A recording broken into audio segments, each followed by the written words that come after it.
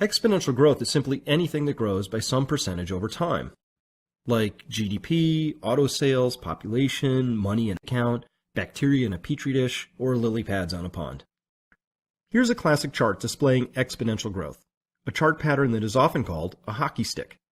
What we're doing here is charting an amount of something over time. The only requirement for a graph to end up looking like this is that the thing being measured grows by some percentage over each increment of time. The slower the percentage rate of growth, the greater the length of time we need to chart in order to visually see this hockey stick shape. Another thing I want you to take away from this chart is that once an exponential function turns the corner, even though the percentage rate of growth might remain constant, and possibly quite low, the actual amounts do not. They pile up faster and faster. In this particular case, you are looking at a chart of something that historically grew at less than 1% per year. It is world population, and because it's only growing at roughly 1% per year, we need to look at several thousands of years to detect this hockey stick shape. The green is history, and the red is the most recent UN projection for population growth that takes us to the year 2050. If something is increasing over time on a percentage basis, it's growing exponentially. Using an example drawing on the magnificent work of Dr. Albert Barlett, let me illustrate the power of compounding for you. Suppose I had a magic eyedropper and I placed a single drop of water in the middle of your left hand. The magic part is that this drop of water is going to double in size every minute.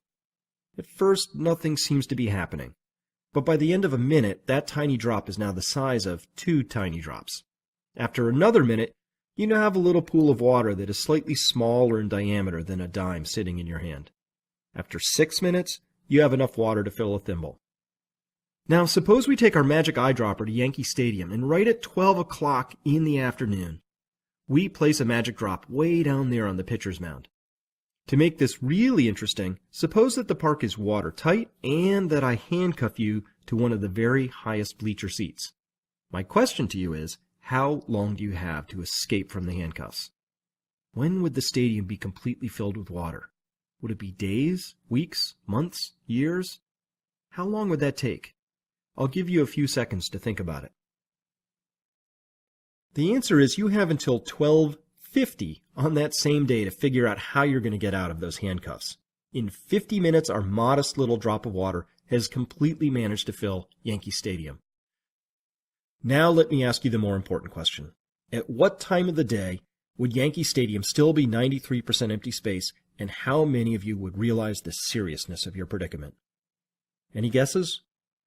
The answer is 12:45. If you were sitting idly in your bleacher seat waiting for help to arrive, by the time the field was covered with less than 5 feet of water, you would only have 5 minutes left to get free. And that right there illustrates one of the key features of compound growth. The one thing I want you to take away from all this is, with exponential functions, the action really only heats up in the last few moments.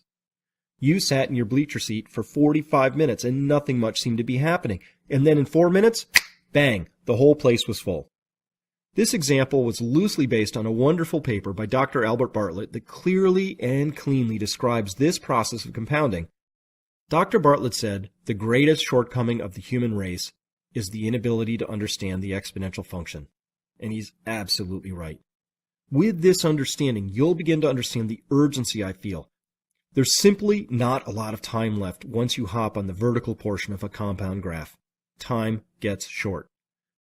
And here's the rub. As I'll show you in a moment, we have an exponential money system. It must grow in order to work as it has been designed to. With such growth, our financial system behaves well, and without such growth, it weakens and threatens collapse. The central problem we face is really that simple and that profound. As any 6th grader can tell you, nothing can grow forever in a finite space. Our money system is built for a world without limits, which means it is built for something that does not exist.